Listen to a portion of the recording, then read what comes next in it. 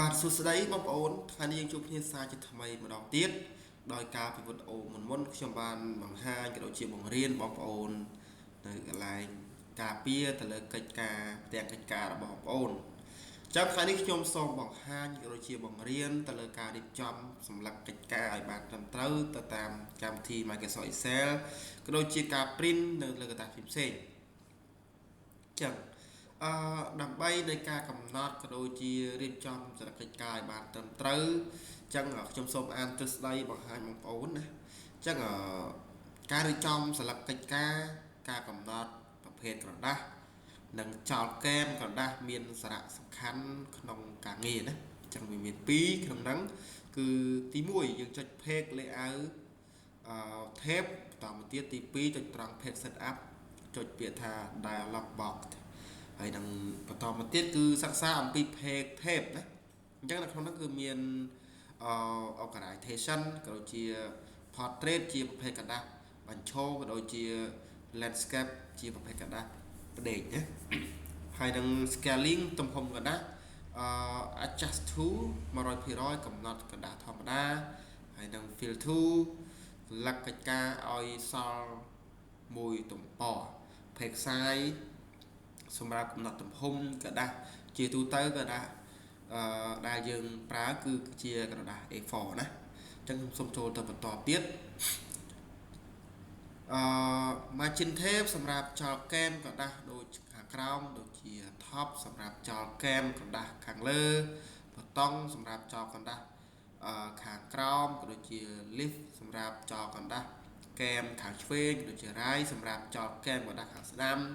និង header សម្រាប់កំណត់ទំហំក្បាលទំព័រក៏ដូចជា footer សម្រាប់កំណត់ទំហំជើងទំព័រហើយនឹង center on page គឺជាhorizontal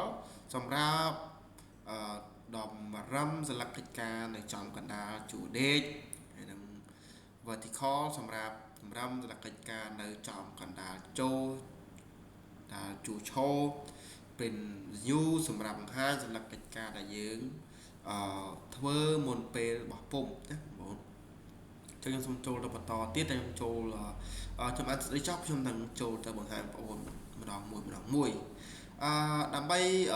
ដាក់ក្បាល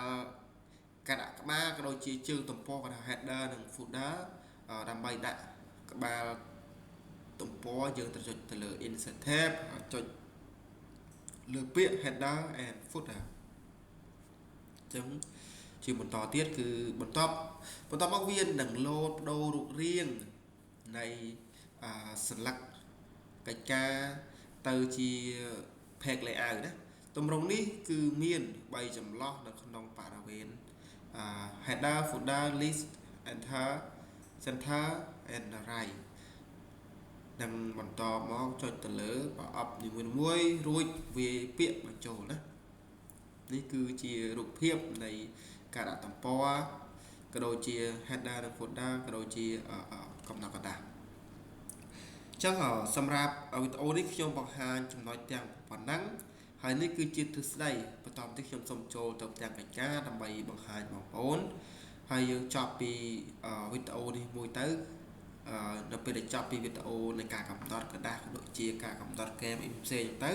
គឺវីដេអូក្រោយខ្ញុំនឹងបង្ហាញពីការកែកញ្ញាក៏ដូចជាការបូកដកគុណចែកក្នុងរូបមន្តផ្សេង sum is ឬក៏ count con a និងរូបមន្តជាច្រើនទៀតដែលខ្ញុំត្រូវបង្ហាញបងប្អូនអញ្ចឹងសូមបងប្អូនទស្សនាកុំឲ្យមានការរំលងទៅលើវីដេអូណាមួយបើសិនជាបងប្អូនរំលងគឺបងប្អូននឹងអត់ចេះ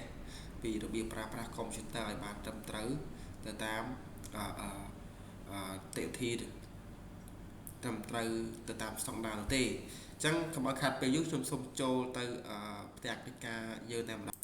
ញ្ចឹងយើងបានចូលមកផ្ទាំងកិច្ចការហើយនេះគឺជាផ្ទាំងកិច្ចការនៃកម្មវិធី Excel អញ្ចឹងដើម្បីកំណត់លើកែបបណ្ដាបានបងប្អូនចូល page layout បន្តមកទៀតបងប្អូនយកពាក្យកន្លែង page setup នេះក្នុង page layout នេះយើងមិនចាំបាច់ចូល page setup ក៏បានដែរដោយសារតែខាងលើនេះមាន margin organization size អីហ្នឹងគឺមាននេះហើយប៉ុន្តែដើម្បីតាមទៅលើទ្រឹស្ដីខ្ញុំបងប្អូនវល់ដូចជាអត់យល់ណាអញ្ចឹងខ្ញុំសូមចូលទៅ page setup កន្លែងនេះខ្ញុំយកពាក្យថា page នេះកន្លែងពាក្យថា organization នេះមានន័យថាមានពីរគឺ portrait ឈរហើយនឹង landscape នេះគឺជាបណ្ដេកហើយ into នេះគឺ100ហើយនឹង info នេះគឺតាមយើងរឹសของយើងហើយនឹងកន្លែងនេះក៏អត់មានអីត្រូវជឿដាក់ដែរណាអញ្ចឹងកន្លែងនេះខ្ញុំសូមយកពាក្យថា portrait គឺវាឈរនេះខ្ញុំយក100ហើយខាងក្រោមនេះគឺយើងមានការកែទេបន្តទៀត margin នេះខ្ញុំយកតាមយើងចង់បានបើសិនជាយើងចង់បានឲ្យវាល្អឬក៏ត្រឹមត្រូវបងប្អូនរើសតាមហ្នឹងណាខ្ញុំយក0ទាំងអស់ឧទាហរណ៍0ទាំងអស់ហើយកន្លែងនេះគឺជាការដាក់កតានេះឲ្យនៅកតាក៏ដូចជាចំកតាណានេះគឺជាpage setup ហើយនេះគឺជា header និង folder បងប្អូនអាចកំណត់នឹងបានបងប្អូនចង់សរសេរបងប្អូនចុចពីថា custom នេះមកបងប្អូនសរសេរឧទាហរណ៍ខ្ញុំសរសេរ F អានេះខ្ញុំសរសេរ G អានេះខ្ញុំសរសេរ J បន្តអូបចុចពី OK ហើយកន្លែង sheet នេះគឺយើងដូចជាអត់បងរៀនទេអញ្ចឹងបងប្អូនចុចពី OK ចឹងយើងចូល page layout បន្តមកទៀត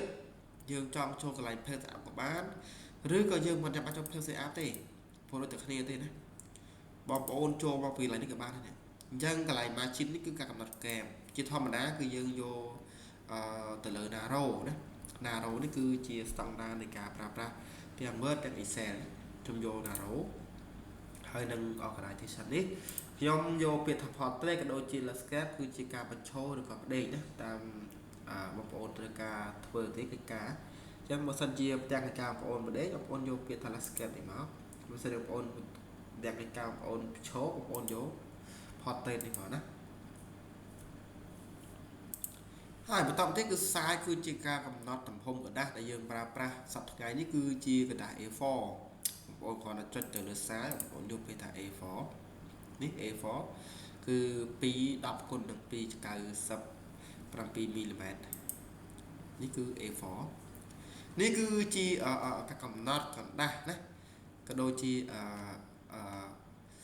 កែមក៏ដូចជា size ទំហំរបស់ផ្សេងៗនឹងឲ្យត្រឹមត្រូវទៅតាម standard របស់គេណានឹងបន្តទៀតគឺយើងដាក់ folder header ហៅថាក្បាលតំពរណាបងប្អូនចូលពាក្យ like insert នេះបងប្អូនអស់មកខាងចង់ដើម្បីតែ header និង folder បងប្អូនគាត់ចូលមកកន្លែងពាក្យ insert បងប្អូនយកពាក្យថា text នេះព្រោះថា computer ចឹងវាលាក់តមកចូលនឹងមួយយកពាក្យថា header and folder ពេលនោះខ្ញុំបងប្អូនអាច select ឬក៏សរសេរទៅនេះបានណាបងប្អូនសរសេរពីអីក៏សរសេរទៅឧទាហរណ៍ខ្ញុំសរសេរចេះទៅឲ្យគេចូលការយល់ខ្ញុំចុចពាក្យ OK ចឹងនេះខ្ញុំសរសេរទៅគឺនេះគឺជាกระดาษរបស់យើងដែលយើងដាក់ផ្ទាំងហើយនឹងខាងក្រោមនេះគឺដូចគ្នាដែរវាខុសគ្នាទេនេះគឺជាការកំណត់ទៅលើกระดาษដូចជានឹងpage របស់យើងណាការដាក់ក្បាលទំព័រ header និង folder របស់យើងចឹងវីដេអូនេះគឺជាចង់វីដេអូនេះគឺខ្ញុំបង្ហាញបងប្អូនតែប៉ុណ្ណឹងបើសិនជាបងប្អូនមានចម្ងល់អីអាចឆាតសួរខ្ញុំបានណាខ្ញុំដាក់ Telegram link Telegram ខាងក្រោមហើយបើសិនជាបងប្អូនពេញចិត្តនៅវីដេអូនេះខ្ញុំ